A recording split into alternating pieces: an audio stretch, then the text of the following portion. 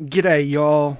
I've been making globe earth proof flat earth debunk videos now for over a year, and I've had several flat earth YouTubers threaten me with making debunk videos about my videos.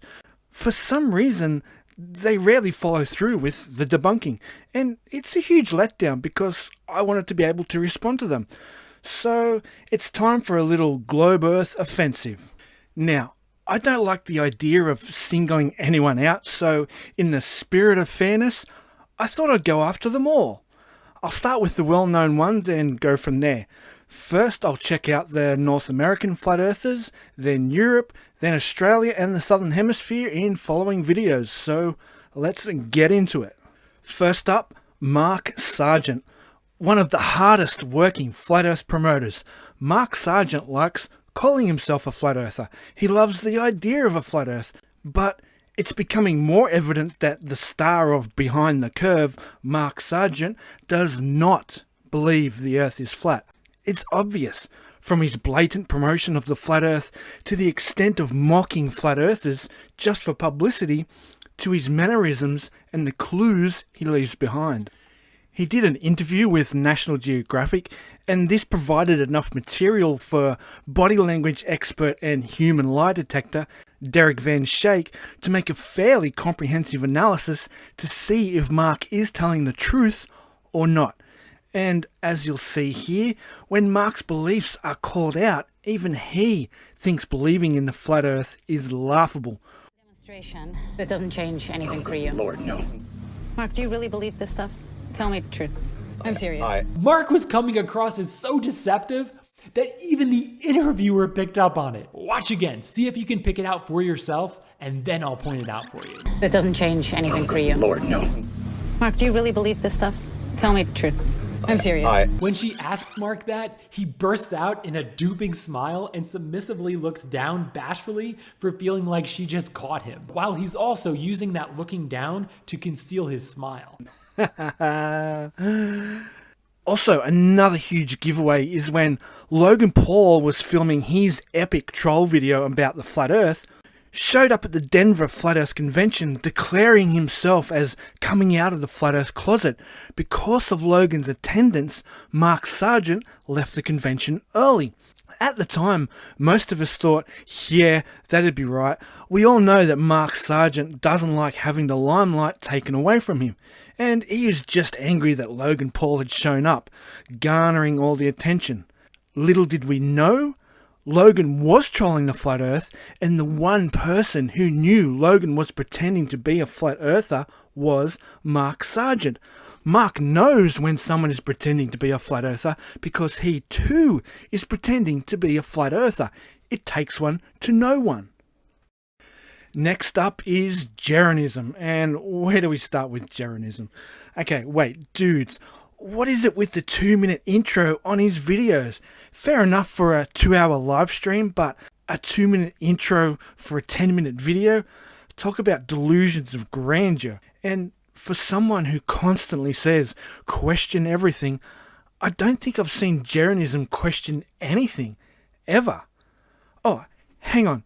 There was this one time where Jeran did ask a question.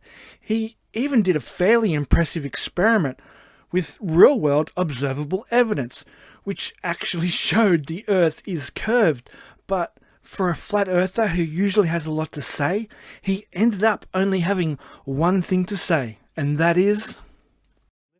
Lift up your light way above your head. Interesting. DMarble. Now, he is one of the first flat earthers I came across on YouTube. I still remember thinking, oh my god, this is actually a thing, and this guy really does believe the earth is flat. Wow. If it wasn't for his smug arrogance and blatant ignorance of the globe earth model, he'd almost be, sort of, a cool guy. He seems to have a friendly personality and even a sense of humour. He gets out now and again and does some reasonable observations. His Arctic summer sun observation was rather impressive. Of course, he completely ignored the fact that the same thing happens in the Antarctic, but in reverse. But who cares about facts when you're a flat earther? The more sensational the lie, the better. His laser experiment was a good attempt, although I think he checkmated it a little prematurely. I won't go over the obvious, but I thought this part was interesting. When Marble moves the camera from the higher elevation down to the lower elevation, something weird is happening. The laser light is flickering, but it's not flickering in the other shot. It's almost as if the laser light is being scattered just the way every globe earther pointed out to him, which he completely ignored because he plays chess like a pigeon. Bobnodell. Now, I probably should keep this one brief. We don't want anyone abusing the YouTube copyright system now, do we? It's funny how flat earthers have no problem doing what they accuse everyone else of doing, like trying to suppress the truth. Just a side note, though, I still get notifications for flat earth channels I'm not subscribed to. So when exactly is the supposed censorship of the flat earth supposed to start? Now, Mr. Bobnodell, how fast does the globe spin? If the Earth is spinning at one rotation every 24 hours, that means that every hour it has to turn 15 degrees. But what we found is when we turned on that gyroscope, we found that we were picking up a drift, a 15 degree per hour drift. Oh, thanks. That's refreshingly honest of you. We obviously were not willing to accept that. And Yes, that's also very honest of you.